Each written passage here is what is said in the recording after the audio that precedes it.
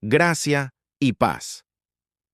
Bienvenido al canal Biblia sin engaño, un espacio para examinar las escrituras sin filtros religiosos ni tradiciones importadas. Hoy vamos a tratar un tema que constantemente se utiliza para sostener sistemas litúrgicos y rituales: la expresión partir el pan en el Nuevo Testamento. El tema de hoy es partir el pan, comida comunitaria, no ceremonia religiosa. Muchos afirman que cada vez que aparece la expresión partir el pan en el libro de los Hechos de los Apóstoles, se está hablando de la Cena del Señor, un rito sagrado, un sacramento, una ceremonia del nuevo pacto. Pero la pregunta es simple y directa: ¿eso realmente está en el texto bíblico o está en la tradición religiosa que fue colocada sobre el texto? Dejemos que la propia Escritura responda. ¿Qué significa partir el pan en el griego original? En griego, la expresión es klauton arton, que literalmente significa partir o quebrar el pan. Esta expresión no es un término técnico religioso en el Nuevo Testamento. Se usa de manera común para describir comidas. No es vocabulario de altar, no es lenguaje sacerdotal, no es una palabra ritual. Es simplemente comer juntos. Y la propia Biblia deja esto muy claro. Hechos de los Apóstoles, capítulo 2, versículo 46 dice: «Y perseveraban unánimes cada día en el templo, partiendo el pan en las casas, y comían juntos con alegría y sencillez de corazón». El propio texto explica lo que significa partir el pan. Comían de casa en casa. Esto no es un culto litúrgico. Esto es vida en comunidad y comidas diarias. No existe ningún rito religioso que se practique varias veces al día, en varias casas. Lo que sí existe es gente sentándose a comer junta. El Evangelio de Lucas, capítulo 24, presenta lo que ocurrió cuando Jesús iba camino a Emaús. Y aconteció que, estando sentado con ellos a la mesa, tomó el pan, lo bendijo, lo partió y se lo dio. Aquí Jesús parte el pan en una comida común, en una casa, alrededor de una mesa, entre pocas personas. No es un culto público, no es la institución de una ordenanza, es una cena. Aún así, el texto utiliza exactamente la misma expresión: partir el pan. Por lo tanto, partir el pan no significa un rito espiritual, significa un acto normal de comer. Tenemos la misma expresión en Hechos de los Apóstoles, capítulo 27, versículo 35. Pablo en el barco. Tomó el pan, dio gracias a Dios en presencia de todos, lo partió y comenzó a comer. El contexto es una tormenta, hambre, soldados, prisioneros y riesgo de muerte. Pablo parte el pan y todos comen para fortalecerse. Nadie llama a eso la Cena del Señor. Nadie dice que fue un culto. Era comida para sobrevivir. Pero la expresión es la misma: partir el pan. Por lo tanto, bíblicamente, es imposible afirmar que partir el pan sea un término exclusivo de una ceremonia espiritual. En Hechos de los Apóstoles, capítulo 20, se relata lo que ocurrió en Tróade. El texto dice que Pablo predicó hasta muy tarde. Eutico cayó desde la ventana. Pablo fue a socorrerlo, y después de eso, el texto afirma: «Y habiendo subido, partió el pan y comió, y aún les habló largamente hasta el amanecer». El texto no dice «celebró el rito». Dice claramente «comió y conversó». Esto describe una comida después de la predicación, seguida de enseñanza. Si se tratara de un ritual litúrgico, esperaríamos encontrar lenguaje de culto, altar, ordenanza o sacramento.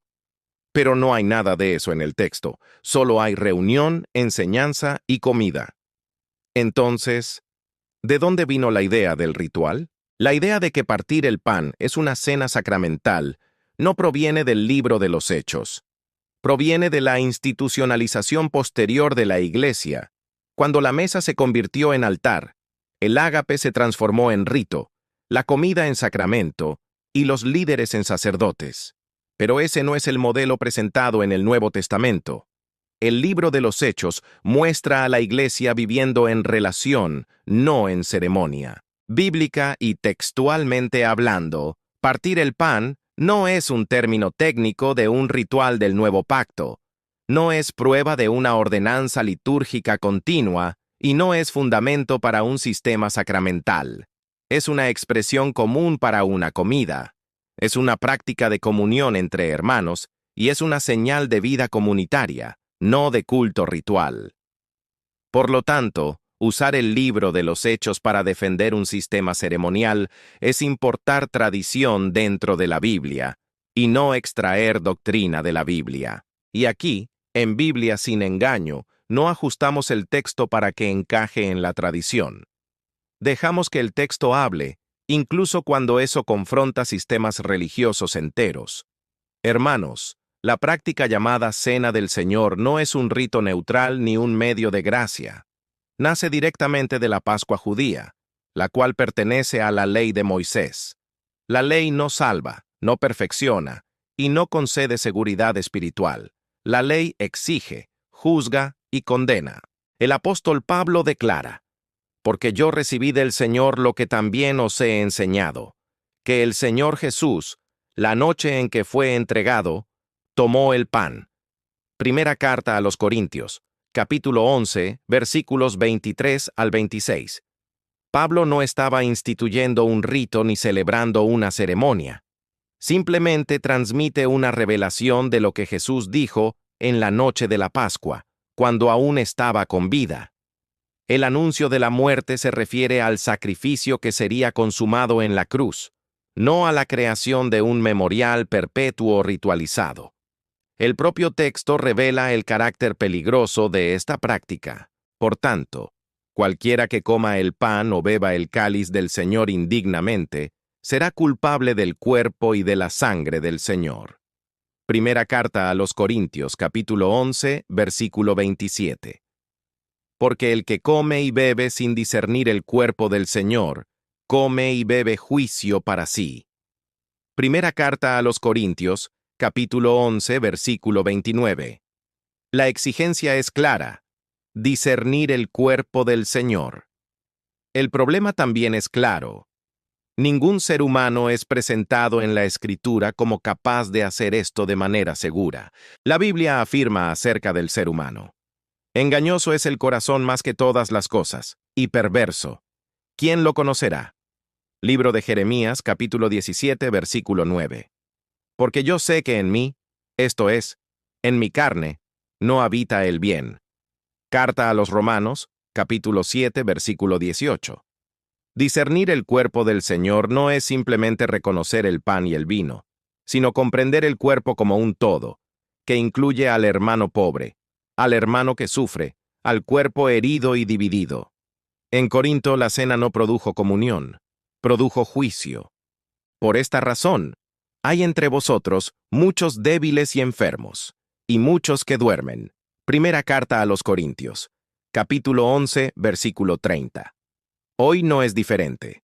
El ser humano es mezquino, limitado e inconstante. No puede garantizar un discernimiento perfecto. Quien cierra los ojos al hermano que sufre y vuelve a la comodidad de su hogar demuestra indignidad y pecado, y la cena lo deja en evidencia. Si el autoexamen fuera un medio de seguridad, no habría muertos. El examen no hace a nadie digno, solo coloca al hombre delante del juicio de Dios. La cena ocurrió en el contexto de la Pascua judía, que pertenece a la ley de Moisés. Esa ley fue plenamente cumplida por Cristo, quien se hizo nuestro fiador, canceló la deuda y la pagó a precio de sangre, anulando el acta de los decretos que había contra nosotros, que nos era contraria, quitándola de en medio y clavándola en la cruz. Carta a los Colosenses, capítulo 2, versículo 14. Obsérvese bien, la quitó por completo, no parcialmente. Por lo tanto, no hay lugar para diezmos, para la guarda del sábado, ni para ceremoniales de la Cena del Señor, también llamada Santa Cena o Eucaristía. La ley, de la cual la Pascua forma parte, tiene una función bien definida, porque por medio de la ley es el pleno conocimiento del pecado. Carta a los Romanos, capítulo 3, versículo 20. porque todos los que dependen de las obras de la ley están bajo maldición. Carta a los Gálatas, capítulo 3, versículo 10. Cristo puso fin a ese sistema. Cristo nos redimió de la maldición de la ley, haciéndose maldición por nosotros. Carta a los Gálatas, capítulo 3, versículo 13. Volver a un rito que exige discernimiento, expone la culpa y produce juicio es regresar a la lógica de la ley, no de la gracia. De la gracia habéis caído, los que por la ley os justificáis. Carta a los Gálatas, capítulo 5, versículo 4. La salvación nunca dependió de ritos. El ladrón en la cruz no participó de ninguna cena, y aún así fue salvo. Hoy estarás conmigo en el paraíso. Evangelio según Lucas, capítulo 23, versículo 43. Si la cena fuera un medio de gracia o una garantía espiritual, él estaría perdido, pero no lo estaba. Por lo tanto, apartarse de esta práctica no es rebeldía, es prudencia espiritual. El texto bíblico no presenta a ningún ser humano capaz de discernir el cuerpo del Señor sin riesgo de condenación. Por lo tanto, participar es exponerse voluntariamente al juicio. La orden bíblica no es arreglar sistemas religiosos, sino salir de ellos. Salid de ella, pueblo mío, para que no seáis partícipes de sus pecados. Apocalipsis de Jesucristo, capítulo 18, versículo 4. Concluimos, entonces, con el Evangelio simple y suficiente. Cristo nos libertó de la maldición de la ley. Carta a los Gálatas, capítulo 3, versículo 13. Si la Escritura ordena salir de Babilonia, es igualmente incoherente sostenerla. La palabra no dice, arreglen Babilonia, ni purifiquen Babilonia, ni financien Babilonia. Dice claramente, salid de ella, pueblo mío, para que no seáis partícipes de sus pecados, y para que no recibáis parte de sus plagas. Apocalipsis de Jesucristo, capítulo 18, versículo 4. Participar de sus pecados incluye mantener el sistema en pie, ya sea por sumisión religiosa o por sustento financiero. Un sistema que adultera la palabra, convierte ritos en instrumentos de control, coloca a los hombres bajo culpa constante y expone al pueblo al juicio, no merece diezmos ni ofrendas voluntarias, porque sostenerlo es cooperar con él. La Escritura es clara. No seáis partícipes de las obras infructuosas de las tinieblas. Carta a los Efesios, capítulo 5, versículo 11. Cada uno dé como propuso en su corazón, no con tristeza ni por obligación. Segunda carta a los Corintios, capítulo 9, versículo 7. Donde hay necesidad impuesta, miedo, amenaza espiritual o control mediante ritos, ya no hay libertad ni gracia, hay sistema. Babilonia se sostiene con miedo, con culpa, con ritos, con exigencias y con dinero.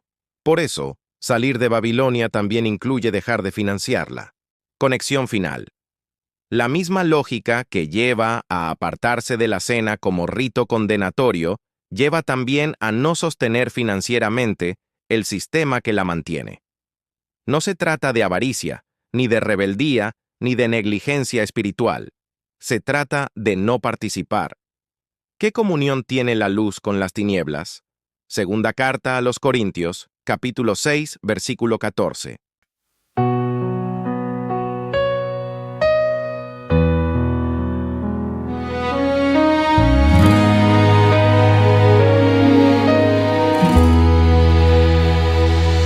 Babilônia, ornada de ouro e vaidade, seduziu as nações com vinho e falsidade.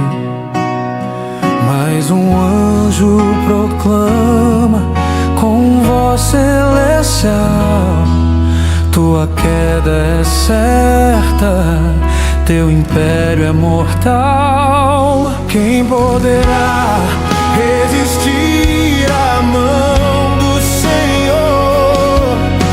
O justo juiz vem com fogo e esplendor. Cai, Babilônia, tua glória se desfaz. cinzas, não voltará jamais. A terra lamenta, mas o céu vai cantar. Aleluia ao Cordeiro que vem reinar.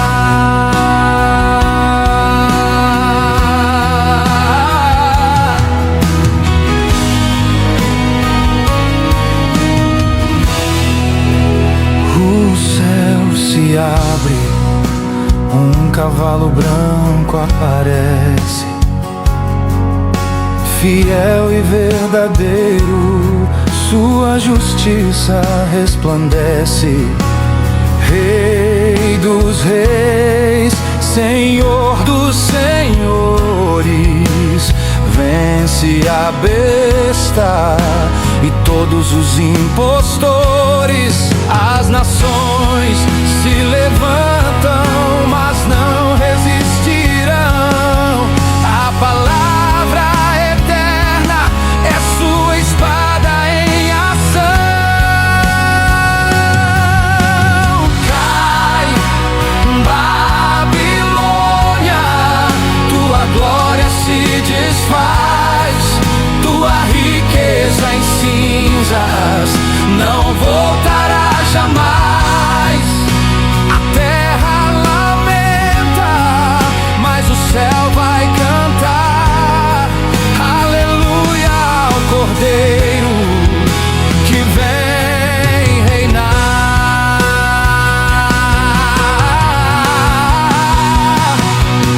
Bom dragão é preso, lançado no abismo. O trono se ergue, não há mais engano. Os mortos se levantam, livros são abertos e o Cordeiro julga, seus decretos são certos. Cai, Babilônia, para sempre destruída. O justo Senhor traz esperança e vida. Aleluia, o Cordeiro venceu. Novo céu e nova terra, Deus prometeu.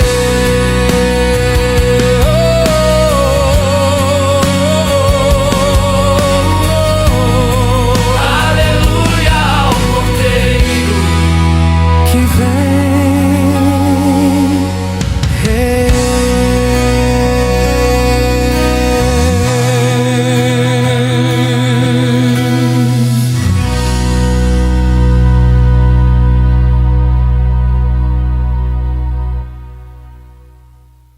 Si este mensaje te ayudó, te despertó o confirmó algo que ya venías percibiendo, suscríbete al canal Biblia sin engaño. Comparte este video con quien necesita oírlo y continúa buscando la verdad sin miedo a cuestionar estructuras religiosas. Porque el Evangelio no es un sistema, es vida en Cristo, gracia y paz. Y hasta el próximo video.